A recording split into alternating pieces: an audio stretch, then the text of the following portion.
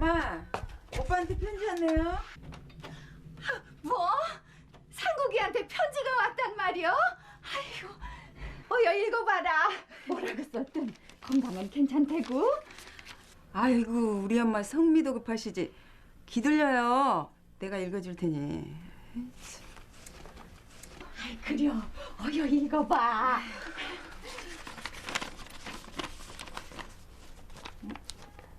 어? 엄마, 오빠가 들어온다네? 이? 한국에 들어온다고? 아이, 언제?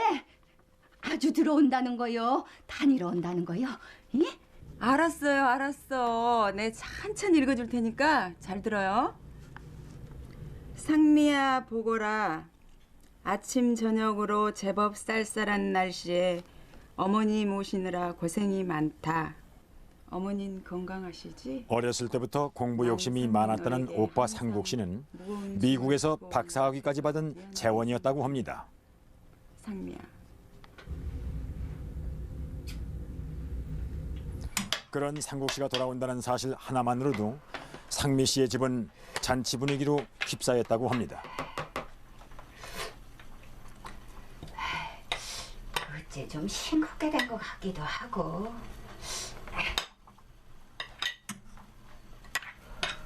예, 맛 좀 봐라. 응, 어디? 어떠냐? 아이, 싱겁긴 뭐가 싱거워. 됐어. 에이, 그건 너 오빠 음식 짜게 먹는 거 벌써 잊었냐? 오빠만 입이요? 아이, 그만하면 됐어. 에이, 그래도 오늘 오빠 처음 오는 왔어요. 형님 왔어요. 아이고 그려. 아 어머니. 예. 오빠 잘 지냈어? 아이고 어디 보자. 아이고 얼굴이 이게 뭐냐? 공부가 힘들었나 보구나. 아이고 아주 반쪽이 됐네 반쪽이. 어머닌 그대로세요. 아이고 내 새끼. 아이고 이게 얼마만이냐. 아이고 어여 들어가자. 그래 예. 상미야, 선소방. 그동안 어머니를 모시느라고 고생 많았네. 형님도 참. 아이, 미리 시간이라도 좀 알려주지 그랬어. 그럼 내가 공항이라도 나갔지. 이렇게 왔으면 되지. 번거롭게 마중은. 어머니 잘 받으시죠?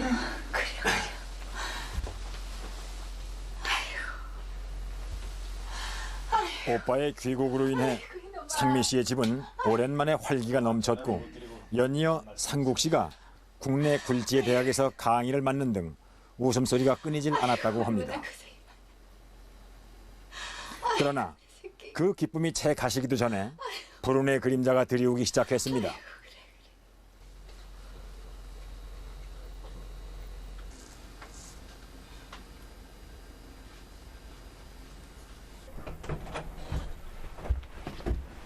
왔어? 어머니, 글쎄, 여전하시네. 그러니까 병원을 모시고 가랬잖아. 어머니 고집을 누가 꺾어. 배병에 무슨 병원이냐고 죽한그릇 먹고 쉬면 된다시는데. 어머니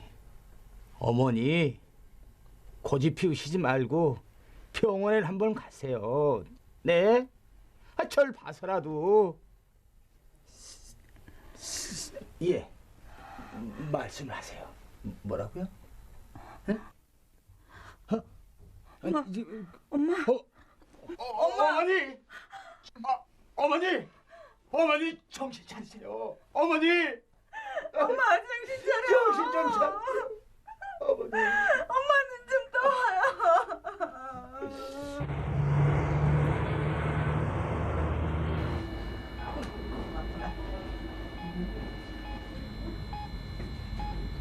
병원으로 옮겨진 상미 씨의 어머니에게는 위암 말기라는 판정이 내려졌습니다. 그리고 이 소식에 누구보다 상심한 이는 오빠 상국 씨였다고 합니다. 오빠, 이제 들어가요. 오늘 밤은 내가 지킬게요. 네? 됐어. 너희나 들어가. 형님, 이러다 형님이 병나겠어요. 저희가 있을 테니까 그만 들어가세요. 공부한답시고 10년이 넘도록 어머니 곁을 떠나 있었어. 이렇게라도 하지 않으면 내가 견딜 수 없을 것 같아. 오빠, 손서방도 피곤할 텐데 어서 들어가. 알았어요. 그럼 무슨 일 있으면 전화해요. 알았어. 자네도 일어나게. 예. 오빠도 좀 자요. 그러다가 오빠가 쓰러지겠어. 형님, 내일 아침에 일찍 오겠습니다. 알았네.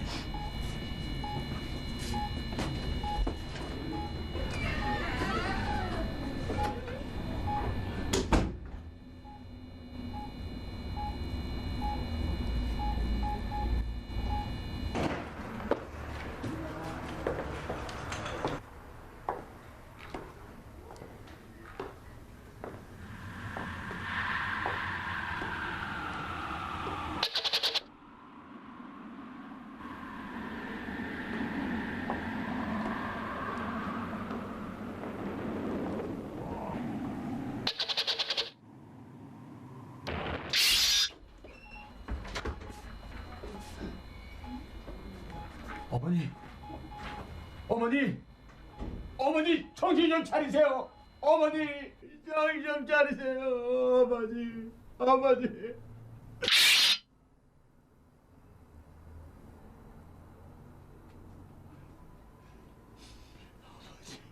어머니, 정신 좀 차리시라니까 어머니, 어머니. 슬퍼하지 말아라. 다음은 내 차례다.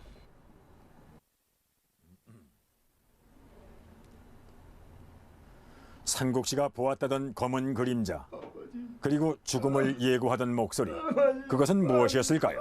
어머니, 어머니, 어머니.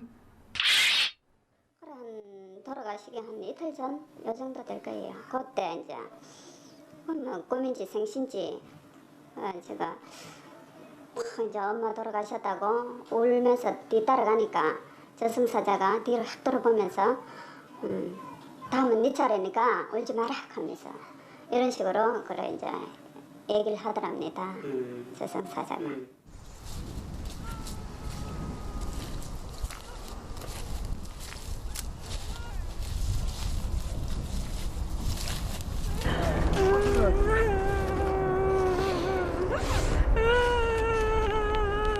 그만해, 그만. 응?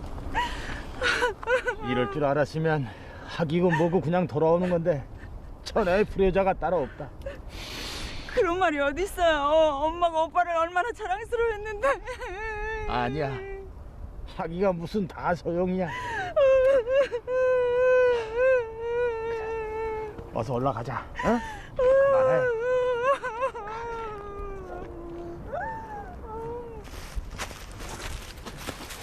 장지로 가는 길이 그날따라 멀게만 느껴졌다는 두 사람.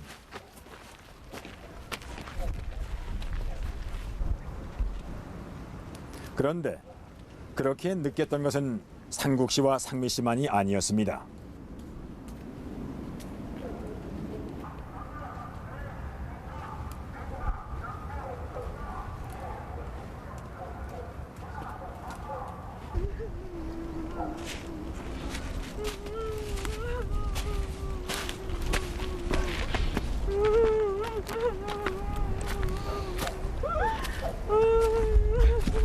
아 여보, 여기 맞아?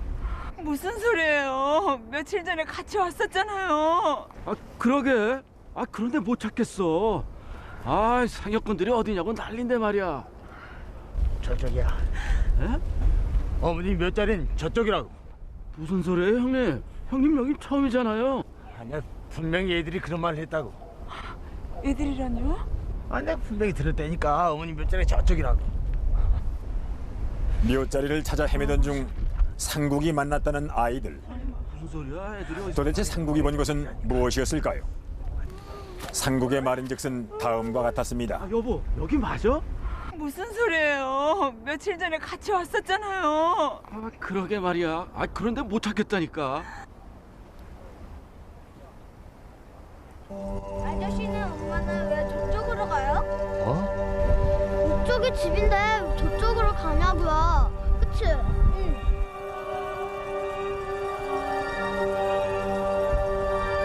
상국 씨에게 어머니의 묘자리를 알려주었다는 두 아이. 그러나 희석 씨와 함께 있던 그 어떤 이도 그 아이들의 모습을 본 이는 없었습니다. 그러니까 형님 말은 그 꼬마들이 길을 알려줬다는 거예요? 자네 못 봤어? 무슨 소리예요? 여기엔 우리 셋밖에 없었어요. 분명히 그 꼬마 둘이서. 형님 너무 피곤하셔서 그런 것 같아요. 어쨌든 형님이 말한 쪽으로 가보자고요. 어차피 저쪽은 아닌 것 같으니까. 자, 갑시다. 그래, 가보자. 오빠하고 탔는 차가 앞차를 놓쳤거나 뭐 그런 일이 있었겠죠. 그러니까 어디로 가야 되는지 이제 갈림길에서 이제 산소를 찾아가야 되는데 몰랐어요. 근데 잠깐 뭐 졸았는지 어쨌는지 그 이제 애들이 저거 처음에 왜 이제 시골에 이런데 결혼식 있고 이러면 애들이 구경 나오고 이러잖아요. 그렇듯이 애들이 굉장히 많이 그 나와가지고 그래 지금 뭐 이쪽이다 하면서 그래 길을 안내를 하더래요. 그래가 가니까 그 장지가 맞더라 하거든요.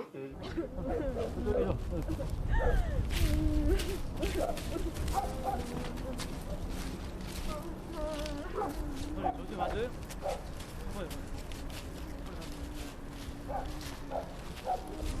이쪽으로 오세요. 이쪽이요.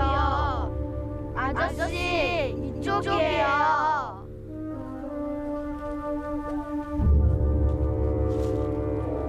상국 씨에게만 들렸다는 아이들의 목소리가 그친 것은 작은 봉분 앞에서였다고 하는데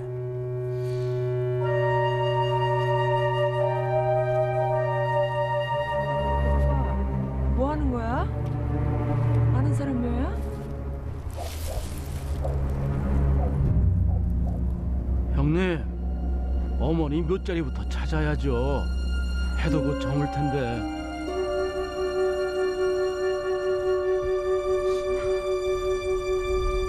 잠깐, 왜요 또? 저기 저쪽. 왜? 저거 맞지? 어머니 묘자리. 어? 저기요? 어머, 맞다. 저긴 것 같아요. 맞아. 여보, 사기꾼들 어서 오라 그래요. 알았어, 갔다 올게. 오빠, 찾았어요. 저기 찾았어요, 오빠. 어서 가요.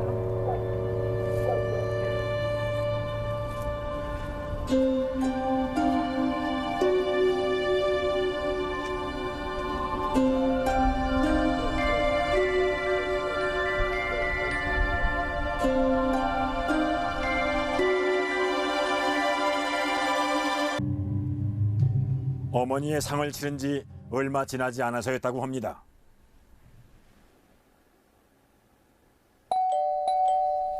누구세요? 오빠 나야. 웬일이야? 웬일은 오빠 걱정돼서 왔지. 뭐?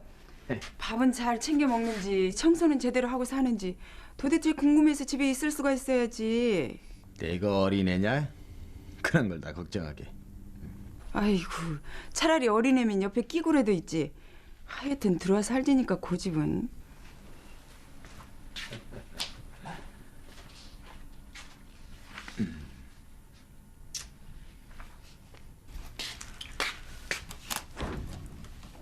아휴 내가 이럴 줄 알았어. 도대체 뭘 먹고 사는 거야? 에휴, 엄마가 이걸 보셨으면 까무라치셨지. 오빠 내 말은 듣고 있는 거야?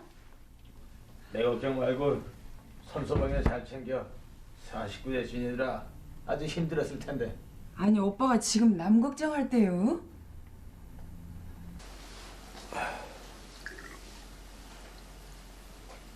어머니가 돌아가신 후 홀로 술잔을 비우는 버릇이 생겼다는 상국 씨. 그런데 언제부턴가 술을 마실 때마다 심한 복통이 그를 엄습해오기 시작했습니다.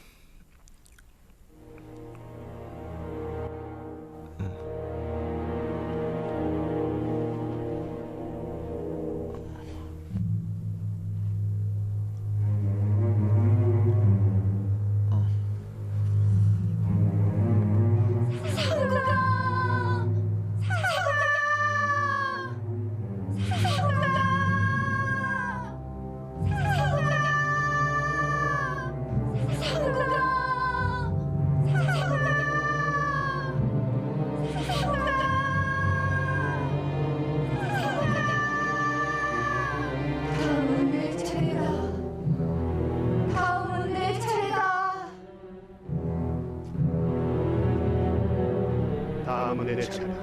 내 차례다.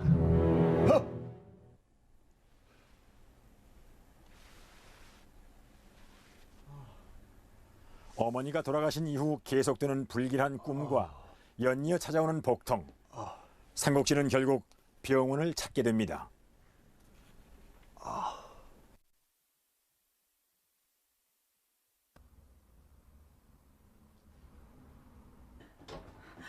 오빠, 형님. 이게 무슨 난리예요, 아미라님. 오빠. 세상에 하늘도 무심하시지. 엄마가 신지 얼마나 됐다고 그 몹쓸병을. 오빠. 여보, 진정해.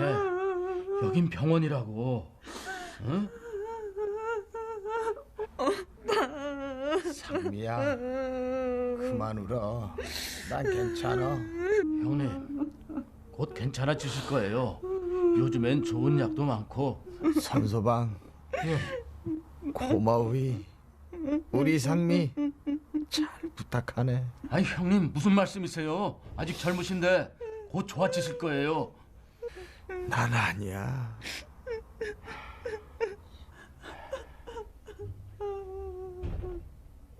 다음은 내 차례다 그랬을 때 예. 오빠는 그걸 좀 믿는 편이었어요? 전혀 안 믿었지. 오빠는 뭐 나이도 얼마 안 됐고 별로 뭐 그렇게 아픈 데도 없었고. 오빠. 왔니?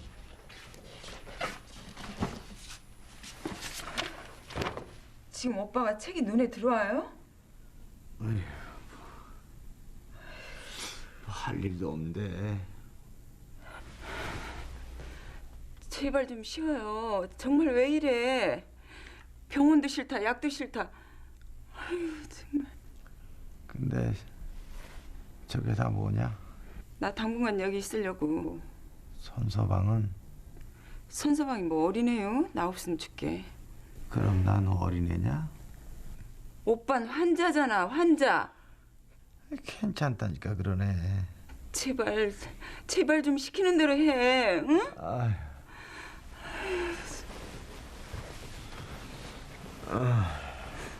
올 때는 순서가 있어도 갈 때는 순서가 없는 거다 하면서 내 차례가 된 모양이다 하면서 그렇게 내가 뭐 그렇게 유명한 박사님도 그걸 못 찾아내고 나 죽을 사람인갑다 하면서 꼭 하더라고요.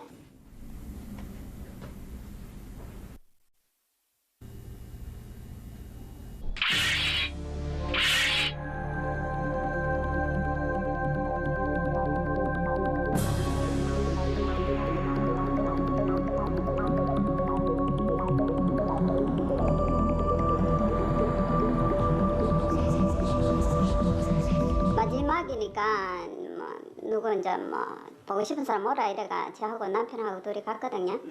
그러다가 뭐 다른 날은 이제 그 애들 방에 자다가 마지막 날은 거실에 이제 하루 이제 자고 오기로 하고 거실에 이제 남편하고 둘이 덕 누웠는데 신랑은 벌써 자는 것 같더라고요. 근데 오빠 방 쪽으로 딱 보니까 평상시에 그 많이 보던 그 저승사자 키도 크고 시커먼 옷 입고 각 같은 거 쓰고 있잖아요. 하여튼 땅에서 저 천정 끝까지 탁 키가 그렇게 크더라고요. 큰 사람이 칼인지 뭐 긴 걸 들고 탁 지키고 서가 있더라고요. 그로부터 얼마 후 상국 씨마저 어머니의 뒤를 따라 세상을 떠났다고 합니다. 상국 씨와 상미 씨가 보았다는 그 저승사자. 저승사자는 무슨 이유로 그들 남매에게 죽음을 예고했던 것일까요? 간혹 우리는 죽음을 앞둔 그 누군가로부터 저승사자의 환영을 보았다는 얘기를 듣고는 합니다. 그렇다면 인간을 저승으로 인도하는 그 누군가가 존재하는 것일까요? 어쩌면 지금 이 순간에도 죽음의 전령사가 우리 주위를 맴돌면서 누군가에게 죽음을 예고하고 있을지도 모릅니다. 아무런 예고도 없이 찾아온 죽음의 손길. 당신 역시 그 어두운 그림자로부터 자유로울 수는 없겠습니다.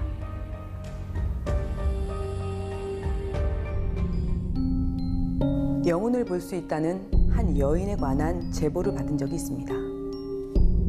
흥미로운 것은 그 여인이 무속인이 아니라 평범한 초등학교 선생님이었다는 사실이었는데요. 제보자에 따르면 그 여인은 자신이 본 영혼을 통해서 인간의 질병을 치유한다고 했습니다. 실제로 인간에게 그러한 능력이 존재하는지, 그리고 그런 능력이 존재한다면 그 초등학교 교사가 본 영혼, 그 영혼의 실체는 무엇이었을까요?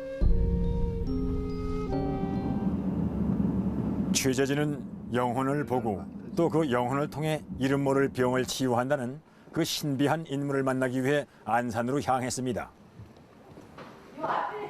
뭔가 특별한 것을 기대했던 취재진의 의도와는 달리 그녀는 평범한 40대 주부에 불과해 보였습니다. 또한 그녀는 인근 초등학교에서 영어를 가르치는 교사라고 했습니다. 선생님한테 이렇게 잠깐 어떤 그 영적 능력, 예. 이게 참 좀 있다는 걸 언제 처음 느꼈어요? 작년 10월 달에 기도를 하는 중에 갑자기 손이 김이 모락모락 솟아오르대요. 그래서 이게 왜 그런가, 왜 내 손이 뜨거운가, 뭐 만지기만 해도 전기가 통하는 거예요. 그러다가 다리 아픈 사람을 만져봤어요. 만져봤더니만 3번 만졌는데 나았다고 하더라고요. 그래서 다른 사람을 치료하는 능력이 생겼구나 하는 걸 깨달았어요. 평소에 인간의 영혼에 관심이 많았다는 김미애 씨. 그녀는 2년 전 기이한 꿈을 꾸었다고 합니다. 꿈속에서 찾아간 낯선 암자. 그곳에서 그녀는 인간의 병을 치료하는 약사열의 부처님을 만나게 되었고 그 선몽을 꾼 후 그런 능력을 지니게 되었다고 합니다. 꿈에서 암자를 찾아가라 하더라고요. 그래서 암자란 암자를 막 찾아다니는데 어느 날 그 암자를 가르쳐 주더라고요. 거기 가면은 약사열의 부처님이 있는데, 약사열의 부처님이라는 것은 사람들 병이 났을 때 고치는 부처님인데 그 부처님을 모시는 그 절이라고 한번 가보라고. 그래서 어떤 절을 가게 됐어요. 갔더니만 부처님 앞에 앉았는데 가슴이 뭉클뭉클하면서 뭔가 막 가슴 속에서 치밀어 오르더라고요. 괜찮다 그래요? 더욱 특이한 것은 우리 주위에 떠도는 영혼이 보인다는 것이었습니다. 그 사람이 아픈 원인들이 지금 필름처럼 보인다 그랬잖아요. 예, 정확히 보여요. 그러면 그 사람에 얽힌 어떤 뭐 예를 들어 소위 말하는 귀신, 어떤 뭐 작신 이런 들의 형상도 지금 볼 수 있습니다. 예, 그림을 그리듯이 스케치북에 그려내라면 다 그려낼 수 있어요. 귀 모양, 코 모양, 입 모양, 뭐 광대뼈가 튀어나왔다, 머리 스타일이 어떻다, 어떤 옷을 입었다가 정확히 보여요. 죽어서 갈 때 가고 지옥 가고 뭐 천당 가고 그런 식으로 했다면은 내 눈에 보이겠어요? 안 보이지.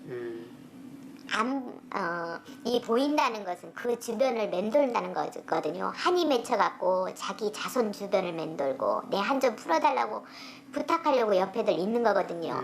근데 그걸 알아줘가지고 그 부탁을 들어주면은 그 사람이 잘 풀려요. 무속인으로 이름을 올리지도 않은 그녀에게 왜 이 같은 현상이 일어나는 것일까요?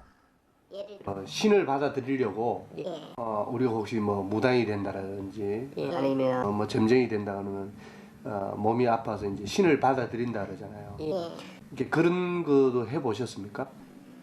신을 밖에서 3번을 내림굿을 해봤어요. 내림굿을 직접? 예. 이 손 뜨거우니까 한 번만 만져도 모든 환자를 낫게 할 수 있다는 그런 무속인이 있었어요. 그래서 저보고 그렇게 할 수 있다고, 2번 내림굿 하면은 그렇게 만들 수 있다고. 그래서 그 사람한테 했는데 전혀 나아진 거 없었어요. 그리고 또 한 번은 3분이 달라붙어서 했는데 전혀 없었어요. 느낌이 전혀 내가 누구다는 걸 이렇게 내림굿을 하게 되면 신을 받아들일 수가 없는 거네요. 그러니까 그걸 모르죠. 저는 그 원인은 저는 잘 모르겠고 안 돼요. 안 돼요? 예, 전혀 안 돼요. 평범한 초등학교 교사에 지나지 않는 그녀에게 이미 이승을 떠난 영혼이 찾아오는 이유는 무엇일까요?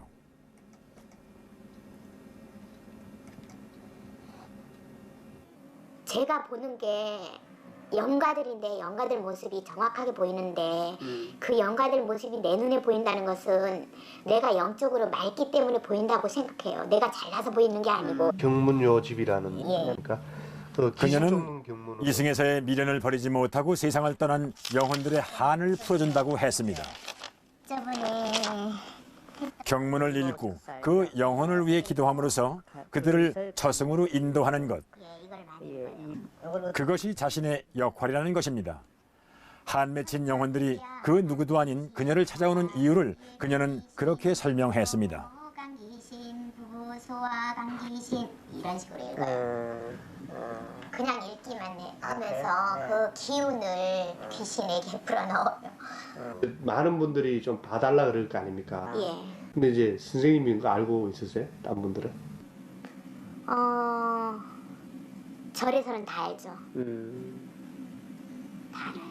다 알고. 다른 분들은 잘 모르는 분들도 많고. 예. 좀 독특하다 안 그러세요? 독특하다죠. 팔자니까 이렇게 얘기하죠. 팔자니까. 예. 여인이 보았다는 영혼. 그 영혼들은 한결같이 이승에서 한을 풀지 못한 원혼들이었습니다.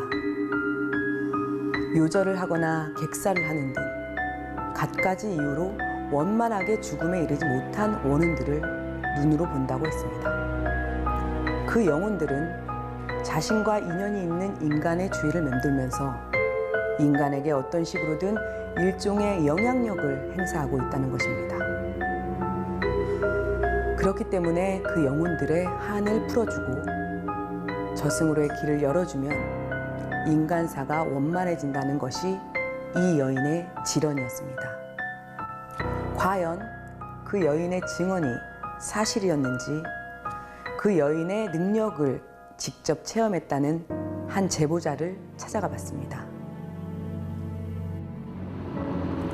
취재진은 그녀의 능력을 직접 체험했다는 제보자를 찾아 서산으로 출발했습니다. 서산에서 취재진을 맞은 제보자는 1년 전 김미애 선생 덕분에 집안의 우환이 사라졌다고 했습니다. 과연 어떤 일이 일어났던 것일까요? 사건의 발단은 다름 아닌 그 집안의 차남 진수군의 이름 모를 병으로부터 시작됐다고 했습니다. 진호가 아팠던 때가 언제? 고1 때야. 고1 때? 그럼 한 2년 정도 지났네요? 만 1년 지난 방학 때 되고 오면 학교에서 이제 봉사활동 하는 게 그 올라가잖아요. 예. 학교 생활에. 그래서 봉사활동을 이제 친구들이랑 갔어요. 복지관으로 갔는데 갔다 와 토요일 날 갔는데 갔다가 이제 와서 친구들하고 와서 몇 명이 와서 놀고 컴퓨터하고 놀았는데 저녁 때 이제 걔들 가고 난 다음에 애가 감기 기운 마냥 아프다고 그래요. 그래도 애가 자꾸 더 아픈 거예요. 그래서 감기 몸살 낫나 하고서 이제 또 뭐 했다가 일요일 날 그냥 약만 지어서 보냈어요. 기숙사니까 보내고. 그런데 월요일 아침 기숙사에 있어야 할 진호가 집으로 돌아오고 있었습니다. 여보세요? 아니 진수야. 아니 이 시간에 웬일이야? 엄마. 진수야. 진수야. 왜 이래? 진수야. 진수는 갑작스런 오한에 더 이상 수업을 하지 못하고 조퇴를 한 것이었습니다. 처음에는 감기 마냥 체한 것 마냥 하다가 나중에는 허리가 아프다는 거예요. 그러니까 이제 그때서는 이제 이상하다고. 그래갖고 이제 외과로 가봤죠. 외과로 갔는데도 뭐 거기 가서 사진도 찍어보고 소변 검사하는 게 간단한 거는 여기서 할 수 있는 건 했어요. 뭐 의사 선생님들도 뭐라 말을 못 하는 거예요. 어때서 이렇다는 말을 못 하고 이제 날이 가고 밤이 가고 이제 하루하루 가잖아요. 한 일주일 이렇게 되니까 막 애가 막 완전 통증으로 어떻게 하질 못하는 거예요. 이제 애기 아빠하고 큰 병원 서울에 나오도록 가자고 했는데 거기서는 여기서 또 접수하고 기간이 기다리는 게 있더라고요. 그때까지 애가 견디질 못하는 거예요. 크고 작은 병원에서도 모두 알 수 없다는 진수의 병명. 병명도 모른 채 진수는 날이 갈수록 쇠약해져 갔고 결국 어머니 강영숙 씨는 한 스님에게 조언을 구하게 됩니다. 다급하고 하니까 이제 내가 절을 다니까 스님한테 찾아갔어요. 그래서 스님한테 그렇게 기도를 부탁을 갔더니 스님이 그 말씀을 하시더라고요. 이런 보살님이 계신데 오시라고 했는데 그 보살님이 굉장히 좀 잘 이렇게 아픈 사람을 잘 이렇게 찝어내 주신더라 이런 말씀을 하시더라고요. 그래서 그렇게 해서 시작된 김미애 선생과의 인연. 그녀가 진수를 만났을 때 진수는 보리차 이외엔 그 어떤 것도 먹을 수 없으리만큼 탈진해 있었다고 합니다.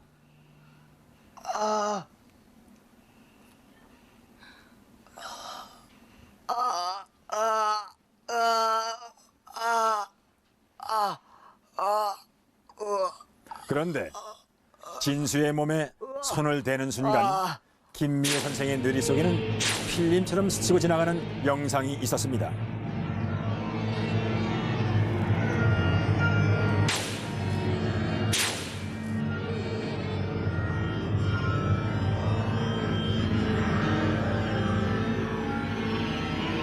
진수야, 최근에 고민형 선물 받았니?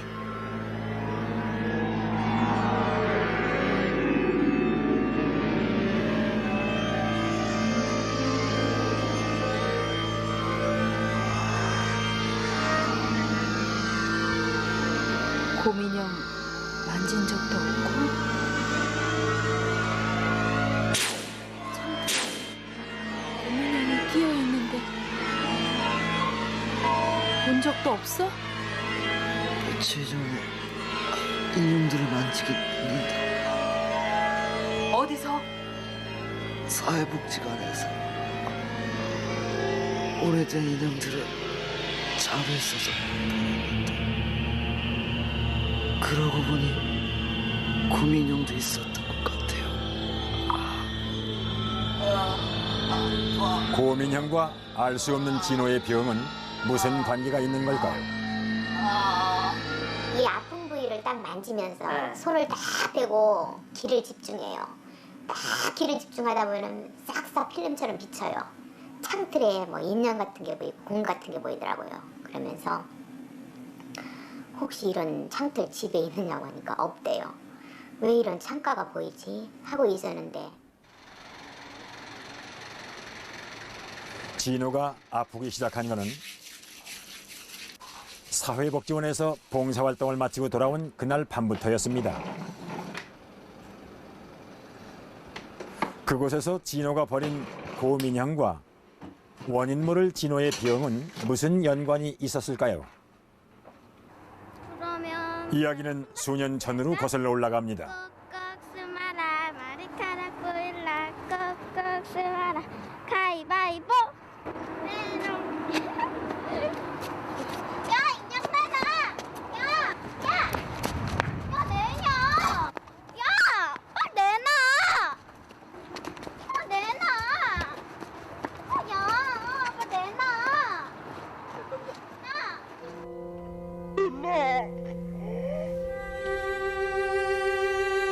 개구장이의 짓궂은 장난으로 인해 어린 소녀는 고민형을 잃어버리게 됩니다. 어린 소녀는 그 인형을 두고 쉽게 집으로 돌아가지 못합니다.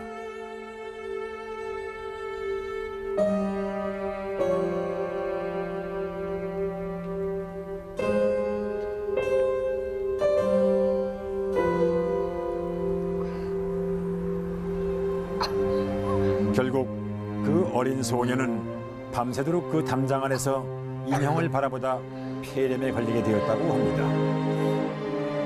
그리고 그로부터 얼마 후 그 소녀는 폐렴으로 세상을 떠나게 되었다고 합니다.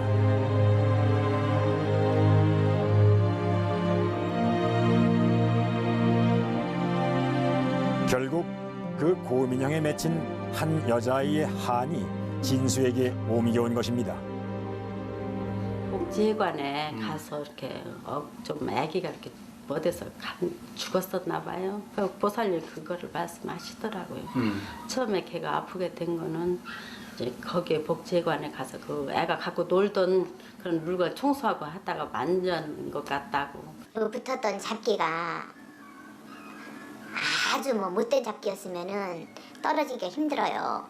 근데 그렇게 못된 잡기는 아니었던 것 같아요. 아주 착한 어린이였던 것 같아요. 자기 물건에 대한 애착 때문에 붙어 있는 것 뿐이지, 그 진호가 그거를 치워버렸으니까, 쓰레기통에 버려버렸으니까 거기서 지키고 있다가, 그래서 붙어 있는 것 뿐이지 말은 잘 듣더라고요. 그리고 그 증상이, 진호 증상이 보리차만 먹었다는 거는 그 어린애가 죽을 때 당시의 증상하고 똑같았거든요. 대구증이 있도록 말라가고. 그런데 김미애 선생이 다녀간 지 며칠이 채 지나기도 전에 진수는 또다시 고열에 시달리면서 통증을 호소해 왔습니다. 예, 선생님. 진수 엄마예요. 진수가 또 이상해요. 아무래도 서울의 큰 병원에 가봐야 될 것 같아요. 예? 아, 오신다고요? 하지만 예, 그럼 기다릴게요. 예. 고민형에 맺힌 어린아이의 한이 진수야. 아직도 진수의 주변을 맴돌고 있는 것이었을까요? 진수야. 또다시 진수를 찾은 김미애 선생. 그러나 김미애 선생 눈에 비춰진 것은 고민형이 아니었습니다.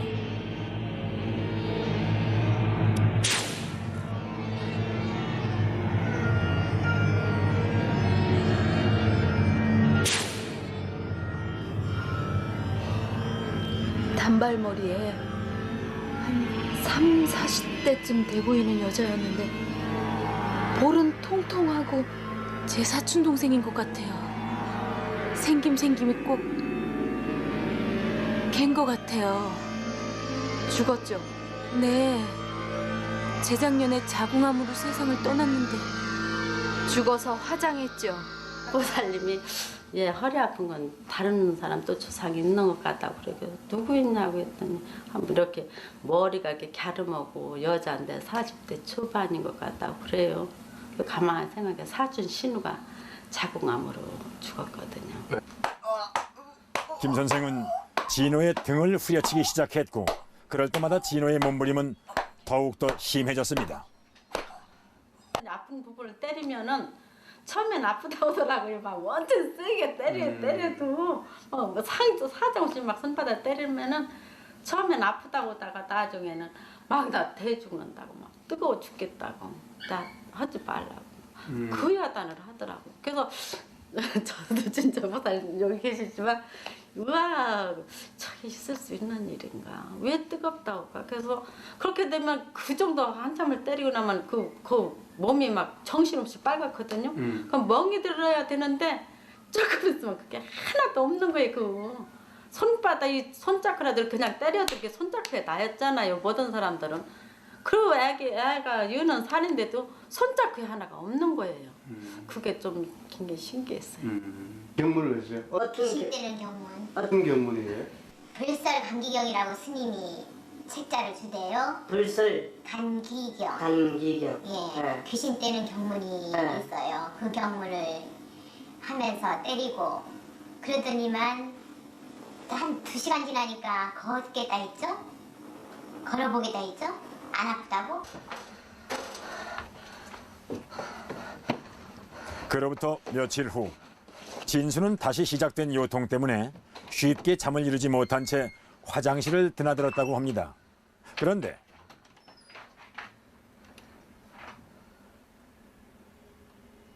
엄마! 진수야 무슨 일이? 왜 그래? 변기. 변기?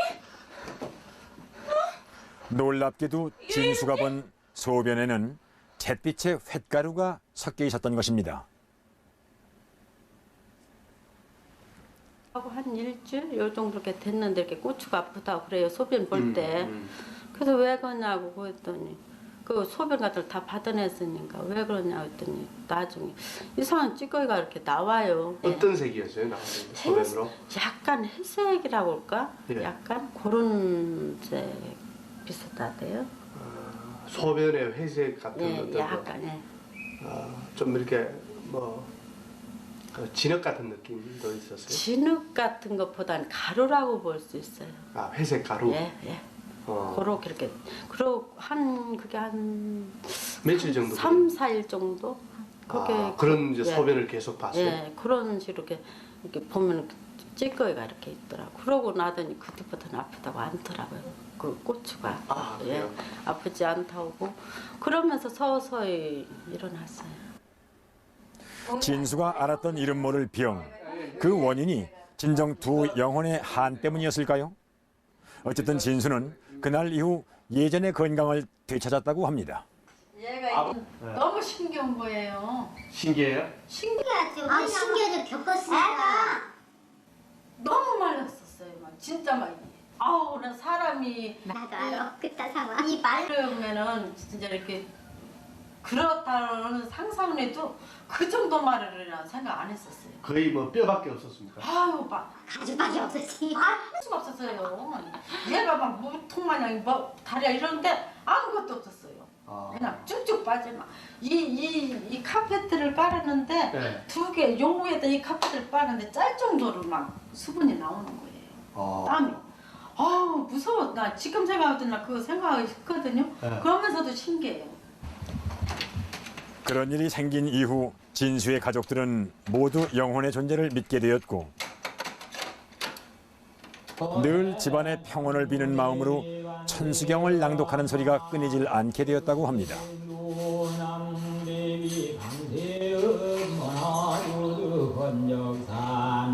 그 전에는 뭐라 하면 미신이라고 그랬었잖아요. 그래서 미신이라고 보다는 이렇게 조상들 이렇게 악으라고 이렇게 하는 이제 그게 자기들 이렇게 좀 풀고 싶은 뭐 원한이라든가 이제 자기들 이제 한이 있다면은 그거를 이렇게 그 사람들로 인해서 이렇게 자기를 이렇게 좀 뭐 천도해주고 이렇게 해주는 걸 바라는 뜻에서 그렇게 그런 것도 있는가 보다는 그런 느낌은 들었어요. 취재진은 진수가 병을 얻은 후 머물렀다는 송도감을 찾아가 보기로 했습니다. 또한 진수를 괴롭혔던 어린아이와 죽은 사촌 신우이의 영혼을 위로하기 위해서 진수 엄마는 얼마 전까지 이곳에서 두 영혼을 위한 천도제를 지내줬다고 합니다. 진수를 괴롭혔던 어린아이와 사촌 신우이의 영혼을 좋은 곳으로 인도하기 위해서라고 했습니다. 이곳의 스님들 역시 진수가 겪었던 일들을 생생히 기억하고 있었습니다. 여기서 그 당시에 여기 누워 있었습니까? 네. 그럼 거의 움직이는 거는? 움직이지 못했죠. 엄마가 이랬다 니었다 그랬지. 소변도 그랬지. 소변도. 다 받아내고. 받아내고 다 그래요. 그러니까 그랬지. 받아냈으니 오광 붙들고 몇 시간씩 붙들고 있었고 뭐 그래. 네. 그래서 참 기적이에요. 기적이에요? 네. 진수는 정말 기적과도 같이 건강해졌습니다. 그러나 불가에서는 예로부터 죽은 이의 영혼을 좋은 곳으로 인도함으로써 그 집안의 평온을 빌어왔다고 합니다. 일체혼, 불자등, 각, 열의영가, 차, 도량내외, 동상동하 아프다 할 경우에 원인머리가 아프다 할 경우에는 뭐 약세열에 붙이는 기도를 시킨다든지 아니면은 뭐 그 집 조상 영가들을 천도해 준다든지 그러면은 주로 많이 낫더라고요. 우리 주변에는 아직도 현대의학으로 풀 수 없는 수많은 병들이 있습니다. 하지만 그 모든 병들이 어떤 한 맺힌 영혼에 의한 것이라고 단정 지을 수는 없을 것입니다. 다만 조상의 영혼을 좋은 곳으로 인도함으로써 마음의 평온을 되찾는 것은 불가에서나 우리의 오랜 전통에서 찾아볼 수 있는 일화였던 것입니다.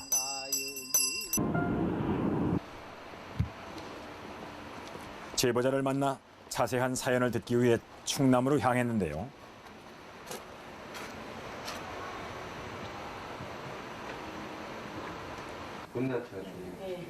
오늘 사연의 주인공은 바로 제보자의 친언니인 최영미 씨.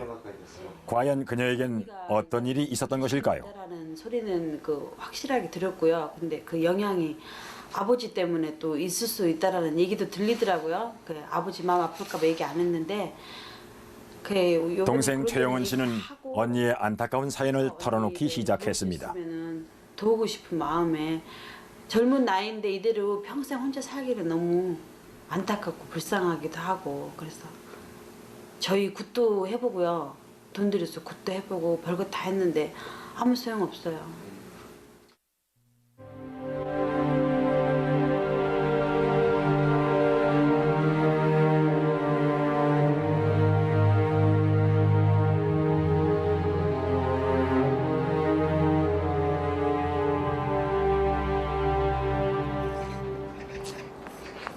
영은아, 우리 숨바꼭질 하자. 응? 가위바위보에서 진 사람이 술래야? 응? 가위바위보? 와, 내가 이겼다. 언니가 졌으니까 술래. 알았어. 딱 10가지만 센다. 응? 하나, 둘, 셋, 넷, 다섯, 여섯, 일곱,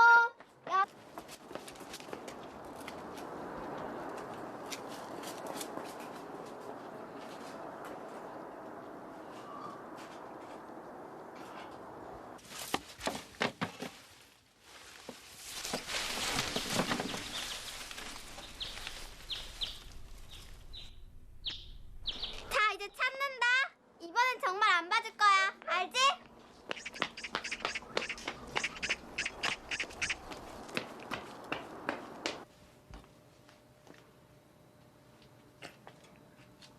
어디 있는 거야? 도저히 못 찾겠네. 영은아! 영은아! 영은아, 설마 창고에 숨은 건 아니겠지? 거긴 엄마가 귀신 나온다고 절대 들어가지 말랬는데. 애기들만 잡아먹는 귀신이라 그러던데. 에이, 가야겠다.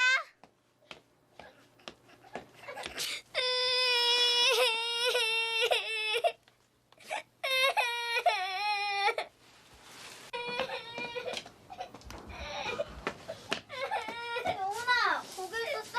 근데 왜 울어? 여기에 귀신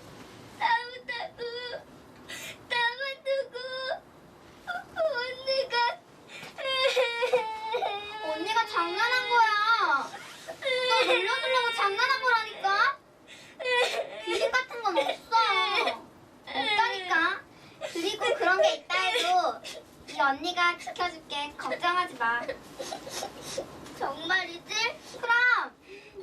자, 어제 아빠가 준 알사탕 안 먹고 남겨뒀는데 우리 그거 먹으러 갈까? 응. 가자. 이리 봐.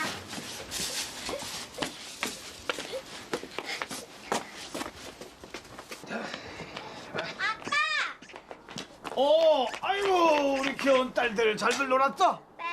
그래 들어가서 씻고 밥 먹어야지. 네. 자 들어가자. 제보자 최영은 씨와 언니인 영미 씨. 여러 형제들 가운데서도 유독 두 사람의 우애는 어릴 때부터 남달랐다고 합니다.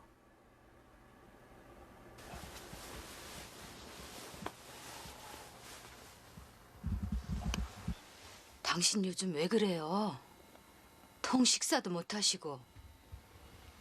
그 일 시작한 다음부터 영 몸이 안 좋아. 꿈자리도 뒤숭숭하고. 그러게 묘의장은 아무나 하는 게 아니라니까요. 내일 당장 가서 못하겠다고 얘기하고 와요. 그 다음엔 어떻게 살 거냐고. 당신하고 애들하고 손가락만 빨고 있을 수는 없잖아. 당분간이야. 사정이 나아질 때까지 좀 참아보자고. 어여 자.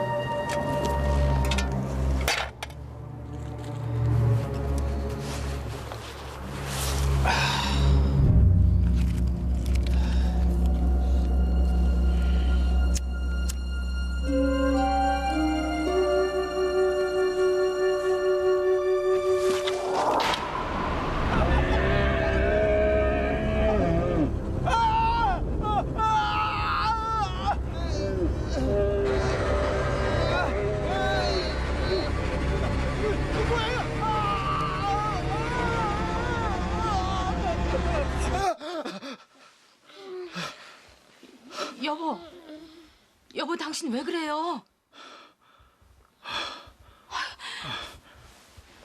악몽이라도 꿨어요? 땀까지 흥건히 흘리고.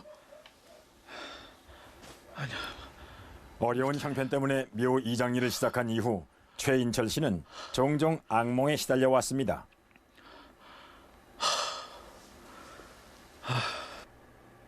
그러던 어느 날 아 추워서 오늘 이장 못하겠어. 글쎄 말이야. 지금 시간이 몇 시인데 이거 지금.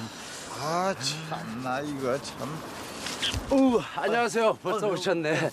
제가 좀 늦었죠? 네. 오늘 이장 못하겠는데요. 부탁드리겠습니다. 오늘 꼭 해야 돼서. 아니 지금 시간이 몇 시인데 지금. 곧 해도 저물고 말이야. 응? 대신 제가 값을 후하게 쳐드리죠. 아예 이 자리에서 대금을 지불하겠습니다. 정 그렇다면 할 수 없죠. 묘는 어디 있습니까? 저기 저 중턱에 가시면 금방 찾을 수 있습니다.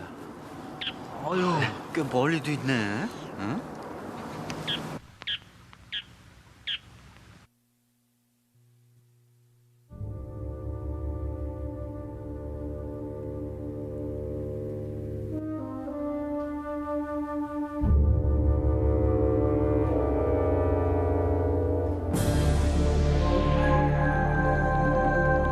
꿈에서와 똑같은 상황.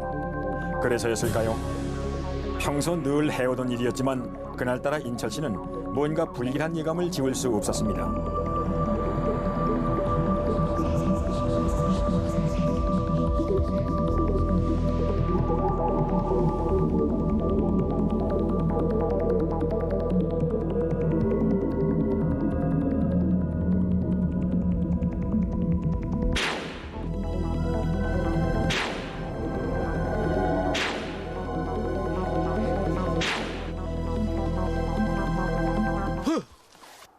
아니 이 사람 뭐 이렇게 놀라나?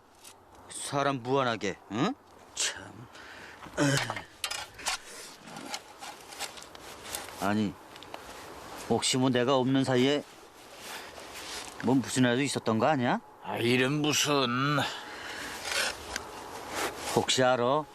그 불려시라도 나타나 자기 앞에서 이렇게 꼬랑지라도 살살 흔드는 거 아니야? 응? 아 그래서 쓸데없는 소리 하지 말고 일이나 열심히 해. 아 이러다가 날만 꼬박 새겠어. 아니 꼭 이 야밤에 꼭 이 일을 해야 되는 거야 이거? 응? 오늘이 길일이래잖아. 길일은 무슨 얼어지 걸로 뭐 길일이야. 에이, 빨리 파자고. 에이.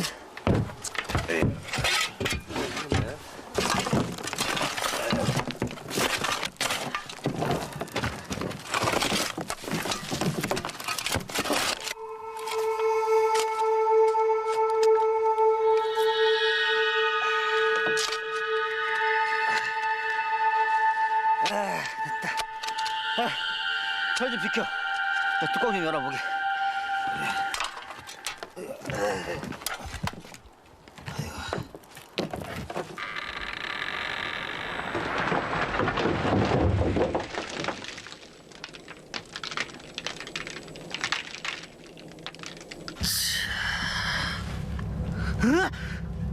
아니 이게 뭐야? 이봐, 빨리 이리 와봐. 이거 좀 보라고. 아 왜 또?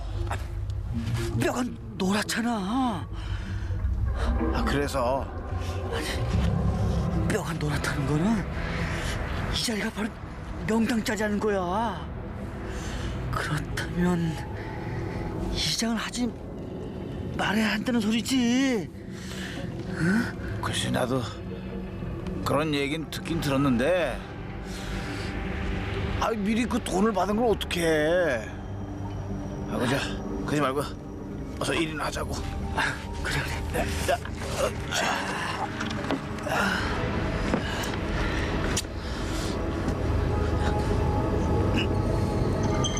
명당짜리임을 알리듯 유난히 노란 뼈 조각들. 잠시 망설이기는 했지만은 인철 씨는 하던 일을 계속 진행했고 그 이후 별로 대수롭지 않게 그날 일을 잊어버렸다고 합니다. 그때는 우선 돈도 없으니까 하여튼 나갔다만 무조건 이게 10만 원, 20만 원 그렇게 돼요. 그러면 그거 가지고 이제 약태 먹고 살고 애들 공부도 다 가르쳤죠 내가. 근데 그 재미로 이거 일당했죠. 참 누가 그걸 이러겠어요. 며칠 밥 못 먹으니까요. 그 일하고 나면요. 이게는 이 건데 해보고 그냥. 내가 그렇게 일을 많이 했습니다 그냥. 새언니가 아기 가져서 오빠 애비 귀에 걸렸겠어. 그나저나 엄마 이제 할머니 소리 듣게 생겼네. 할머니 소리 10번을 들어도 좋으니까 니들도 어여어여 보내버렸으면 좋겠다. 아유, 참 엄마는. 근데 언니 웬일로 사과를 샀어? 아버지가 좋아하시잖아.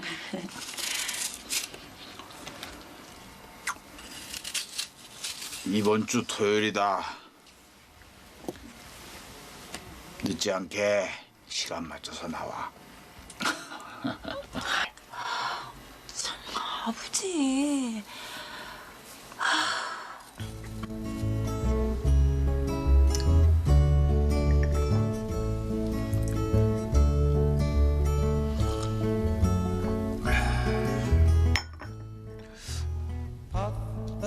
사진으로 뵌 것보다는 훨씬 미인이시네요. 딴 건 몰라도 제가 모아놓은 돈이 좀 있거든요. 영씨, 제가 고생 안 시키고 살 자신 있습니다. 예?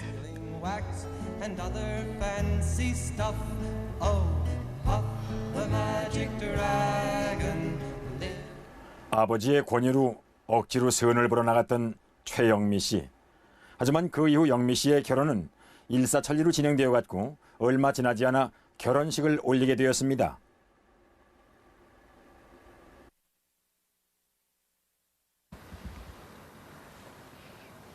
언니 자? 아니 왜? 아니 그냥 내일부터 이 집에 언니가 없다고 생각하니까 기분이 이상해. 멀지 않으니까 자주 올게. 너도 놀러와. 언니. 응? 형부 사랑해? 뭐? 아니야 아무것도. 얼른 자. 이지.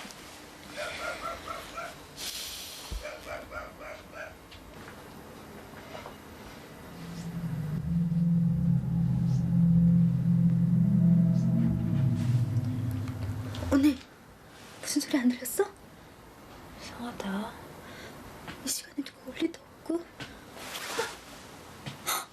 무슨 소리야?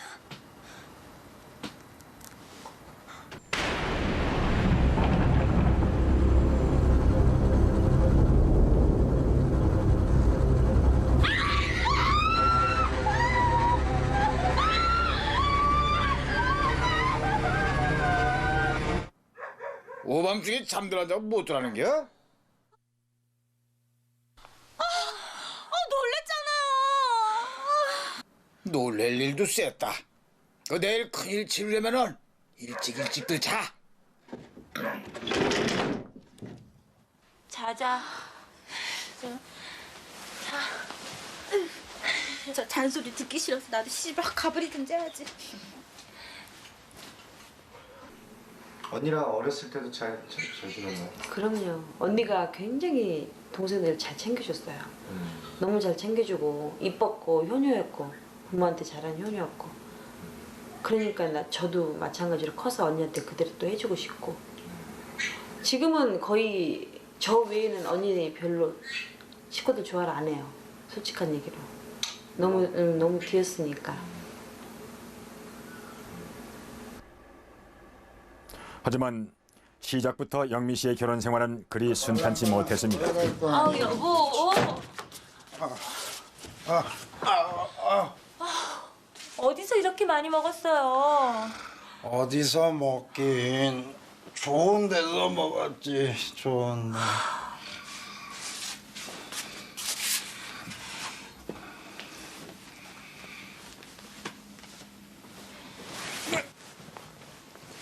너 지금 뭐 하는 건데? 양말은 벗어야죠. 귀찮게 하지 말고 꺼져. 이 옆에 내가 여보. 여보 좋아하잖아. 내가 왜 네 여보야? 당신 정말 왜 이래요? 아니 이 옆에 내가 어디서 큰 소리야?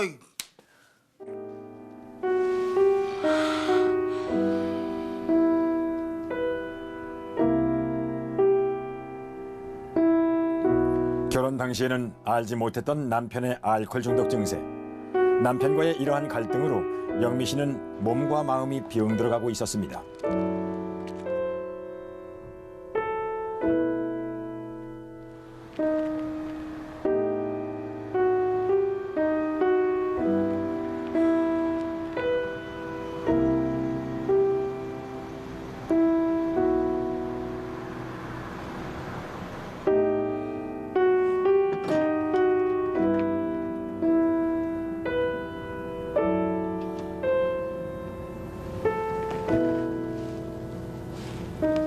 영은이야? 응. 언니? 자는 거 깨웠나 보다. 아니야, 괜찮아. 근데 어디야? 집. 언니, 무슨 일 있어? 이 시간에 전화를 다 하고. 일은 무슨. 그냥 네 목소리 듣고 싶어서. 아이 참. 언니도 싱겁긴. 참. 나 다음 주에 월차 받으면 하루 쉴 수 있는데 집에 놀러 갈까? 아니야. 내가 갈게. 맨날 온다고 한 게 벌써 언제야. 언니 얼굴 잊어버리겠다. 영은아. 보고 싶다. 언니 오늘 진짜 이상하네. 정말 아무 일 없는 거지? 그럼. 영은아. 이제 끊어야겠다. 잘 있어? 언니도?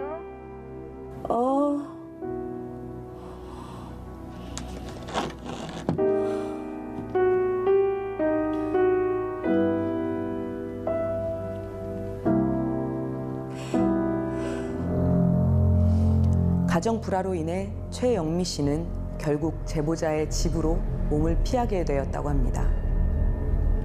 불행한 결혼 생활로 몸과 마음이 지칠 대로 지쳐있던 최영미 씨. 하지만 동생 최영은 씨의 극진한 보살핌 속에서 그 상처도 차츰 아물어가기 시작했습니다.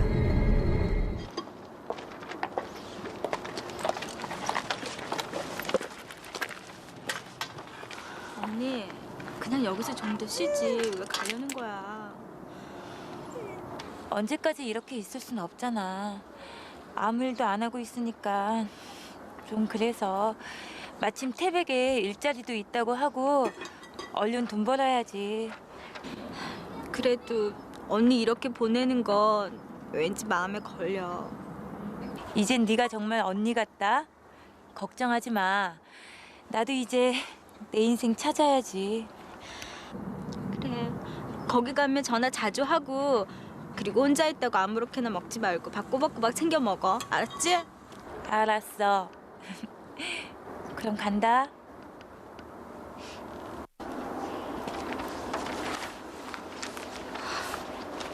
언니! 잘 가. 알았어. 얼른 들어가. 알았어. 일자리를 찾아 다시 집을 떠난 최영미 씨. 그런데 그로부터 얼마 후였습니다.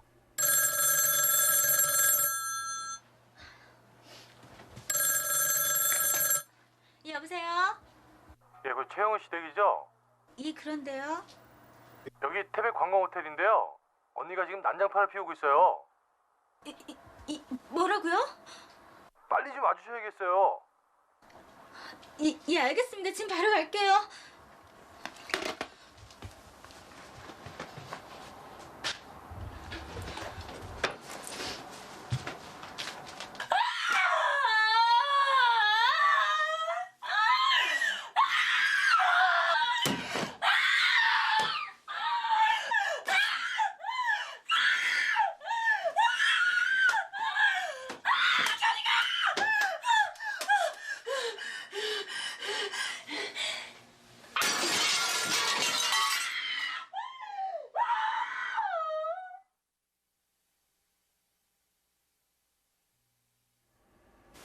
영은 씨의 눈앞에는 언니. 믿을 수 없는 광경이 펼쳐져 있었습니다. 도대체 이게 어떻게 된 거야? 이 꼴이 다 뭐냐고. 언니. 내가 그런 거 아니야. 내가 그런 거 아니야. 언니. 내가 그런 거 아니야. 유리라는 유리는 다. 근데 그 당시 언니가 팬티하고 브레이즈만 입었더라고요. 근데 너무너무 신기한 게 몸에 피 한 방울이 없을 정도로. 누가 불어와서 깬 것도 아니고 그렇다고 뭐 망치로 때려 부낀 것도 아닌데 유리가 그렇게 많이 깨진데 저거는 그 와서 그때 당시 파출소 직원들이 와서도 저거는 귀신의 농간이라는 소리까지 나올 정도로. 파출소를 갔는데 누워있는데 내가 갔는데도 누군지 몰라보고 그냥 네 목소리는 알아들었어. 내가. 목소리는 들었대요. 근데 누군지도 모르고 그냥 말도 안 되는 소리. 그때부터 막 떠들기 시작하는 거예요, 혼자. 뭐라고요? 천장을 쳐다보면서 막 대화를 해요. 천장을 쳐다보면서 막 대화를 하더니 사람들, 세상 사람들을 다 죽이라겠다고 막 하면서. 하지만 영미 씨의 기이한 행동은 여기서 끝나질 않았습니다. 언니. 불도 안 켜고 이러고 있어. 이거 좀 먹어봐. 응? 오늘 하루 종일 아무것도 안 먹었잖아. 그러지 말고 한 숟가락만 먹어봐. 응? 자. 언니, 제발 좀 먹어. 죽여버려. 죽여버리라고. 죽여버려. 언니 왜 이래? 왜 그래?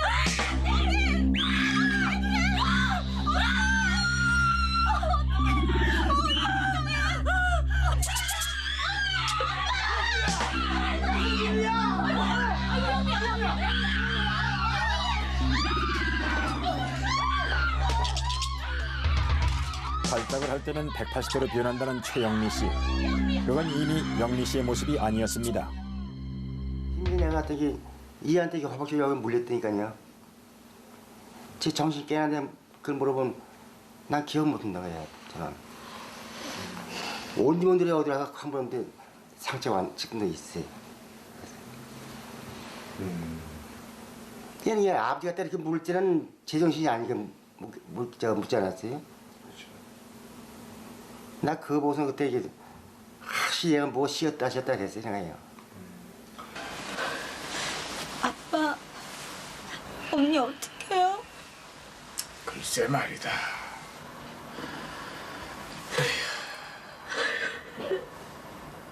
그만해요. 어여 일어나. 너도.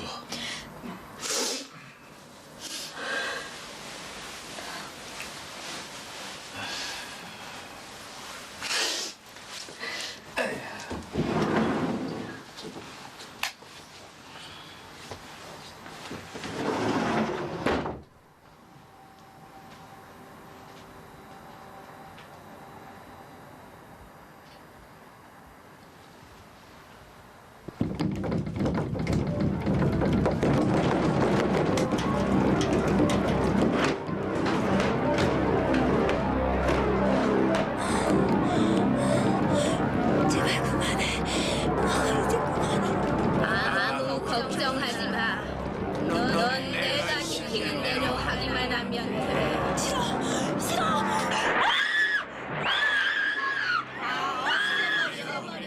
모두 다 없애버려.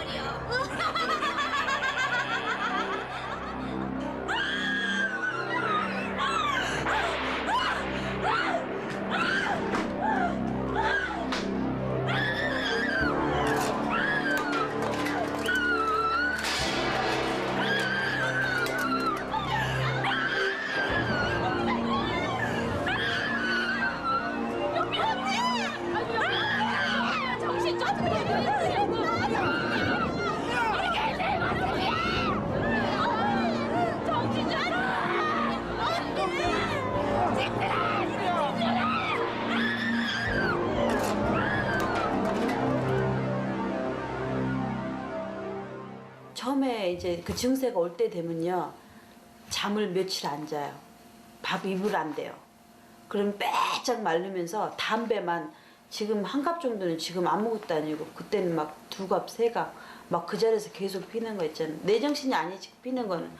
그러다가 순간에 완전히 그때는 가버리면요.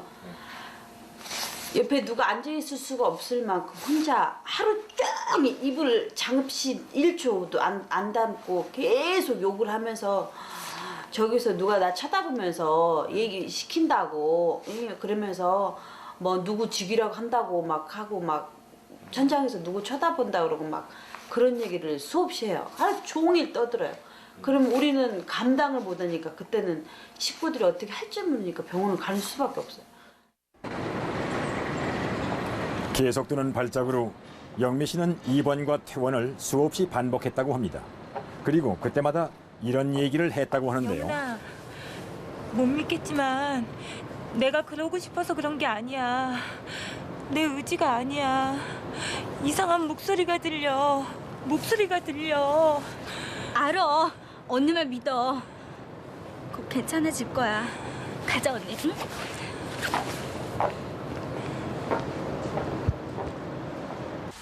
언니 약 먹어. 얼른 잡아. 잡아서 입에 넣어봐. 그렇지. 잘 먹네. 자, 물도 먹자. 잘 먹네. 언니 자려고? 와, 자꾸 잠이 와. 그래, 자.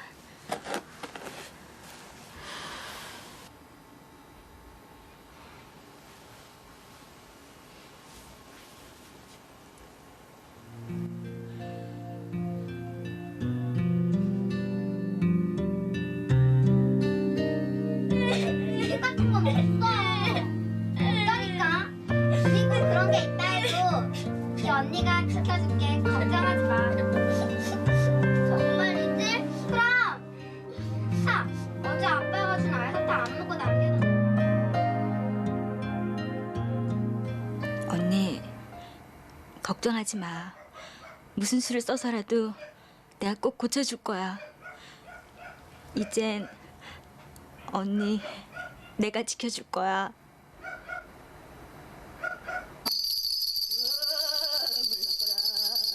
원인을 알 수 없는 기이한 행동으로 정상적인 생활을 할 수 없었던 최영미 씨. 이런 영미 씨를 바라보던 가족들은 안타까운 마음에 병을 고치기 위해서라면 온갖 방법을 동원했는데요. 유명하다는 무속인을 찾아 굿도 수없이 했다고 합니다. 그런데 그러던 어느 날이었습니다.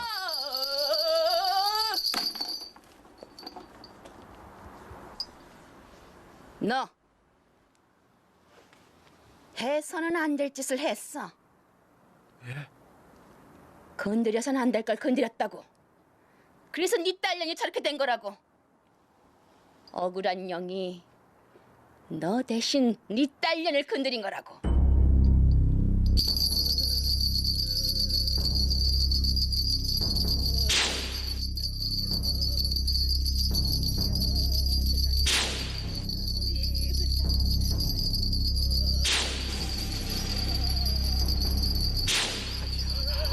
그럴 리가 없어.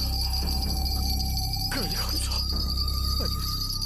어려우니까는 단푼이라도 벌으시려고 그랬는데 그 고모가 점쟁이신데 그분이 그러시더라고요. 그 남의 시신을 많이 만져서 그 귀신과 혼이 딸내미한테 씌었다라는 그런 소리까지 아버지한테 하셨대요. 어느 날 예고도 없이 한 가족을 덮쳐버린 불행의 그림자. 이것은 영미 씨의 인생을 송두리째 바꿔놓았고 제보자 최영은 씨의 가족들은 이로 인해 많은 고통을 받았습니다. 그렇다면 최영미 씨의 이해할 수 없던 행동의 원인은 과연 무엇이었을까요? 무속인의 말처럼 묘 이장 문제와 영미 씨의 병 사이에 어떤 관련이 있다고 생각할 수 있을까요? 최영미 씨는 발작을 일으킬 때마다 누군가가 내게 명령을 내렸다고 주장을 했습니다. 그리고 평소와는 너무도 다른 영미 씨의 행동을 곁에서 본 가족들은 뭔가 뚜렷하게 설명을 할 수 없지만 여기엔 분명히 어떤 다른 힘이 존재한다고 믿고 있었습니다. 이런 일이 정말 가능한 것일까요? 만약 정말 그런 힘이 존재한다면 왜 그것은 영미 씨의 주위를 맴돌고 있는 것일까요? 제작진은 다시 충청도로 향했습니다. 그동안 영미 씨를 돌봐오던 동생 영은 씨가 몇 달 전 결혼을 하게 돼 영미 씨는 현재 부모님과 함께 살고 있었는데요. 말수가 많이 줄었다는 것과 체중이 늘었다는 것을 제외하고는 여느 사람들과 다름없이 평범해 보이는 최영미 씨. 하지만 늘 영미 씨 곁을 따라다니는 약봉투를 통해서 영미 씨가 아직 고통에서 헤어나지 못했다는 것을 짐작할 수 있었습니다. 지금 뭐 약한테 의지하고 사니까 약을 안 먹으면은 또 입원할 것 같은 그런 느낌도 들고요. 네.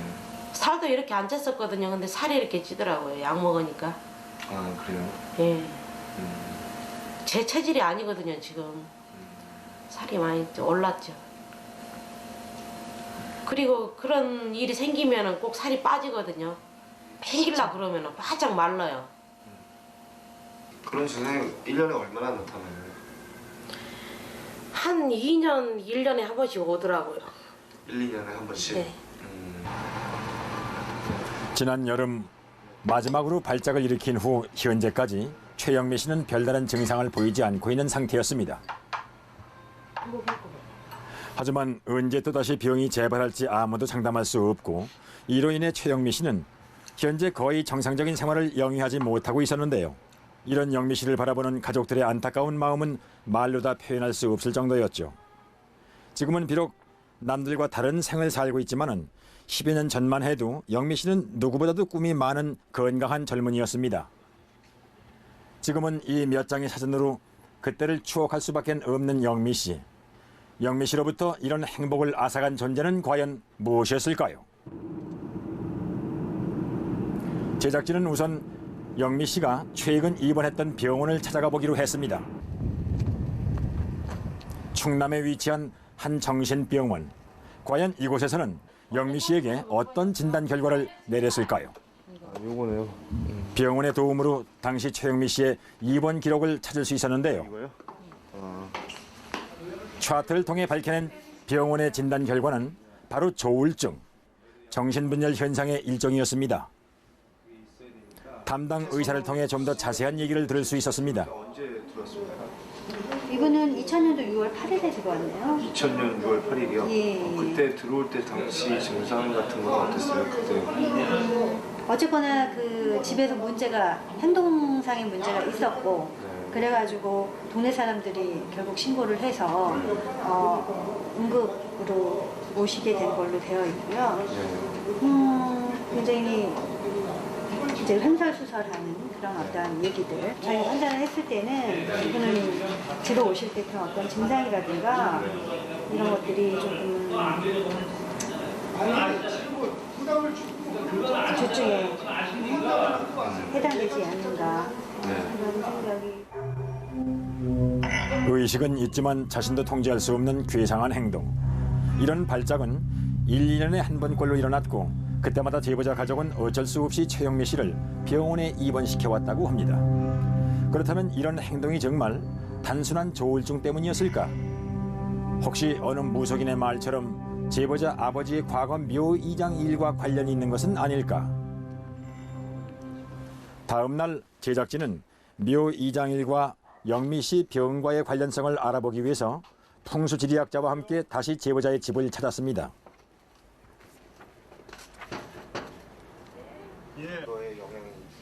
그리고 거기서 아주 흥미로운 얘기를 들을 수 있었는데요. 묘소 옮기는 이제 지관은 안 하셨고, 네, 그건 안 했습니다. 예, 묘소 옮기는데 이렇게 이제 시신들을 움직이는 일을 하셨다고요? 네, 파면은 그거고요. 시신 만지는 거, 수습하는 거. 예, 제가 이제 입관하고 저런 건데 그걸 배웠어요, 가지고.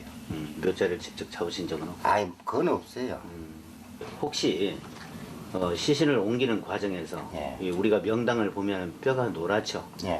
노란 그런 뼈들이 이제 옮길 때도 있었겠네요. 예예. 그렇죠. 예. 아버님 말씀대로라면 명당 자리를 옮기신 경우가 한 번 더 있어요. 한 번. 네. 그분에 대한 그 그때가 언제쯤? 그때가 언제쯤인가? 그때가 되게 한 9년 전에 한 번 했어요. 그 지금 아프신 지가 얼마나 됐어요? 저 아픈 지요? 예. 9년 10년 됐다고요. 그분 혹시 그 묘지가 어디쯤이었어요? 저 한평인데요. 한평 있는 데였어요? 예. 그 누구 묘지인지 혹시 아세요? 이름은 자세히 모르겠으니까 지금요. 아 그럼 뭐 여러 일을 하시다 보니까 예, 예.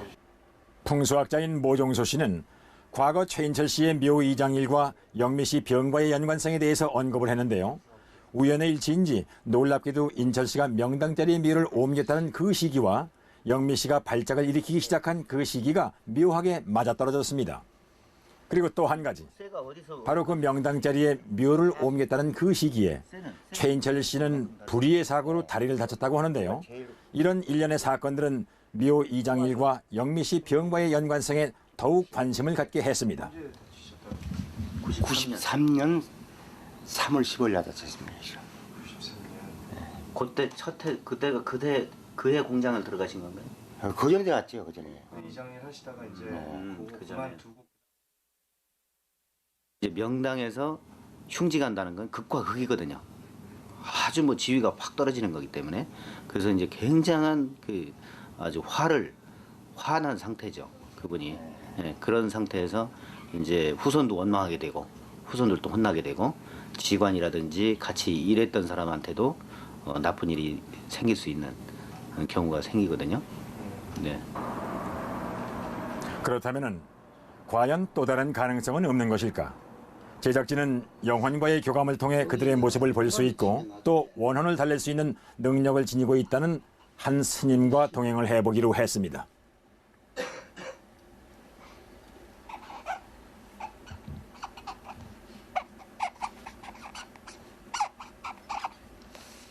최영미 씨의 사주를 살펴보던 벽담 스님. 횟수로는 9년치나.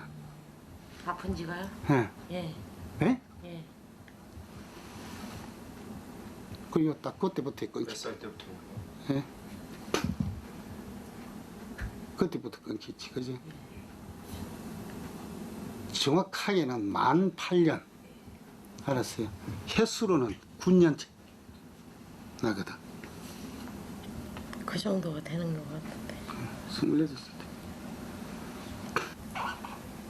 그는 놀랍게도 4주만으로 영미 씨가 발작을 시작한 시기를 정확하게 짚어냈습니다. 아온이라든가 그 뭐 몽달이라든가 그럼 아니면은 뭐 조상이라든가 뭐 이렇게 쭉 말씀해 주세요. 여기서 볼 때는 이 봉기신이 아니고, 그지? 내가 아까도 이야기했지.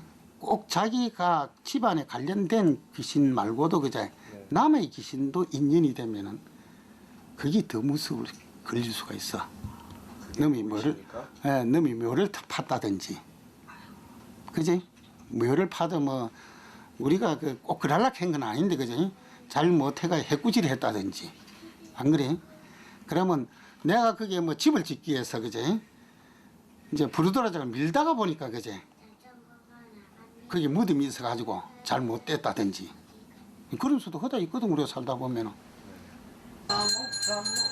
더욱더 흥미로운 것은 사전에 최영미 씨의 사연을 전혀 전해듣지 못한 그가 풍수지리학자와 마찬가지로 묘 이장에 관해서 언급했다는 점이었습니다.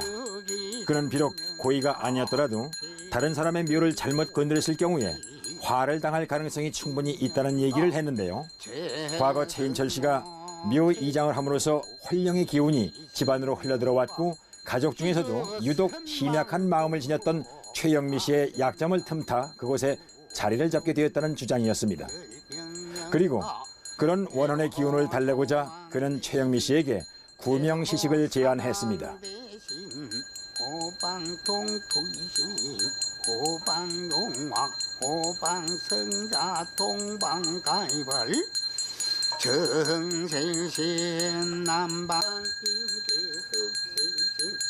중방 방문제 황실신 제일몽다이란디 즐기신. 아버지 최인철 씨의 묘 이장과 최영미 씨 병과의 관련성을 주장하는 의견들은 여기서 끝나질 않았습니다. 제보자 가족을 찾은 또 다른 무속인. 제작진은 그녀로부터도 영미 씨 병의 원인에 대한 일관된 의견을 들을 수 있었습니다.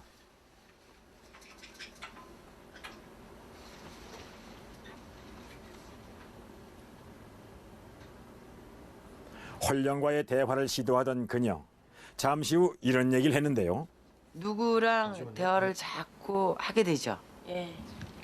나도 모르게 누구랑 예, 자꾸 얘기를 예, 하는 건데 예. 여잔지 남잔지는 분간을 못하고. 예, 분간 못하고. 근데 결국은 그게 남자거든. 예. 근데 한 40대 정도 되는 남자 같거든. 예. 근데 본인이 그 사람하고 얘기할 때 기분 나쁘진 않지.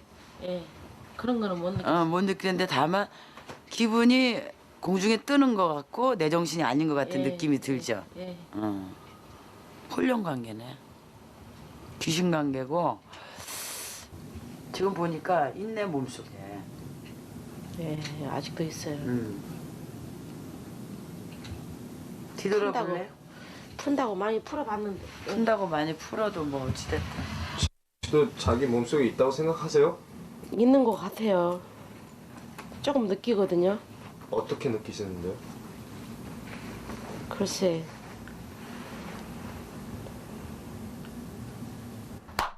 나와.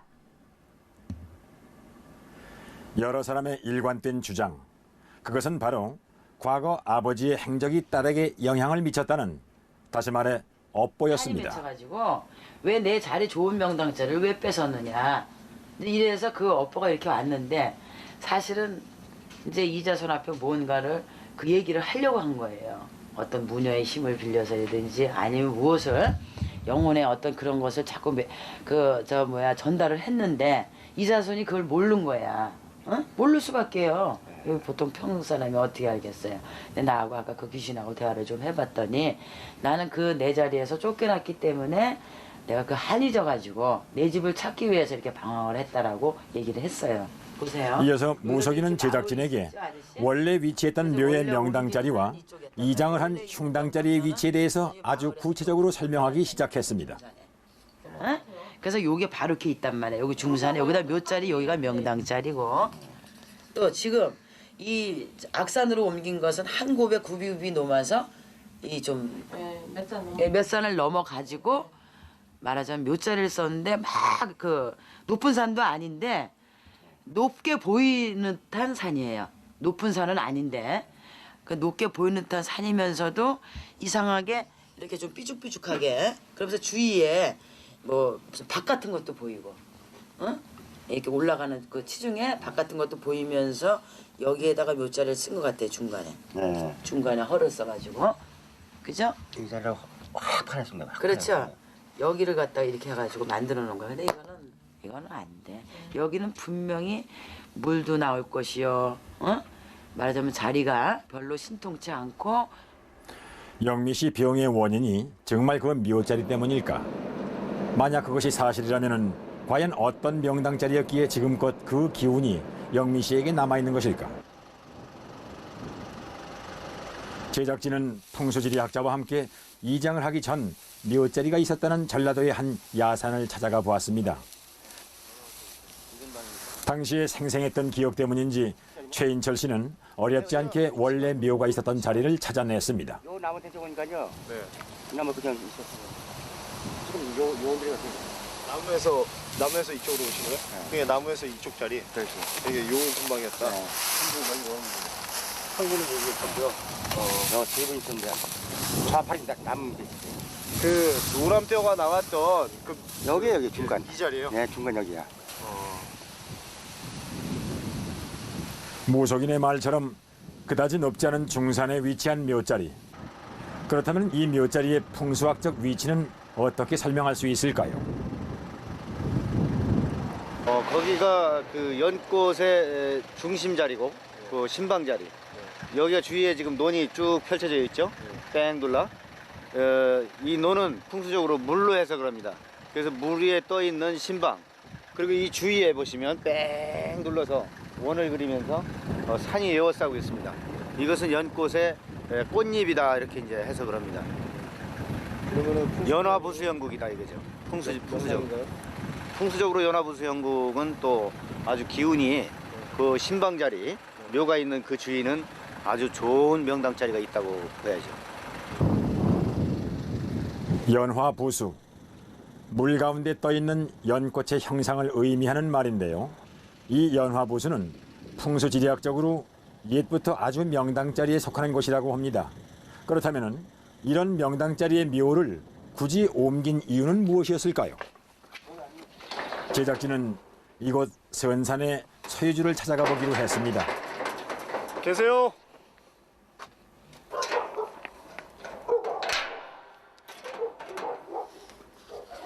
하지만 문은 굳게 잠겨 있었는데요. 산의 주인을 만나 묘를 옮기게 된 자세한 사연을 듣고자 했던 제작진은 아쉽게 그냥 발걸음을 돌릴 수밖에는 없었습니다. 최인철 씨의 도움으로 다시 묘를 이장했다는 곳을 찾아가 보기로 했습니다. 원래 묘자리에서 조금 떨어진 곳에 위치한 이 산은 무속인의 말과 아주 흡사한 형태를 띠고 있었는데요. 표면에만 흙이 덮여 있을 뿐 집안이 아주 단단한 돌로 이루어져 있었고, 최인철 씨가 묘를 이장할 당시에도 상당히 애를 먹었던 곳이라고 합니다. 자신의 손으로 직접 이장한 묘를 찾아가는 최인철 씨의 발걸음은 무척이나 무거워 보였는데요. 딸의 병이 자신의 묘 이장 일과 관련이 있다는 얘기에 착잡한 마음을 가눌 수 없었던 인철 씨는 자신이 저지른 실수가 업보가 되어 돌아올 줄은 꿈에도 생각지 못했다고 합니다. 그 대가로 딸의 인생이 저당 잡혔다는 죄책감은 어쩌면 아버지 최인철 씨가 평생을 안고 가야 할 짐이 될지도 모릅니다. 이런 데 오신다고. 저도 마음이 깨름직했습니다. 깨름직하고 이런 데 오신 줄 몰랐습니다. 이 속에는 지금 손 악산이다, 악산. 손 바위다. 그는 과연 최영미 씨 곁을 맴돌고 있는 억울한 영혼을 달랠 수 있을까요? 이해를 하시고 아무 걱정하시는 이제 좋은 데로 가십시오. 이제. 딸의 병을 고치겠다는 간절한 마음으로 묘 앞에서 정성을 다한 최인철 씨. 영미 씨의 병이 정말 바로 이 묘와 관련이 있는 것이라면 앞으로 영미 씨는 새로운 인생을 살 수 있을까요?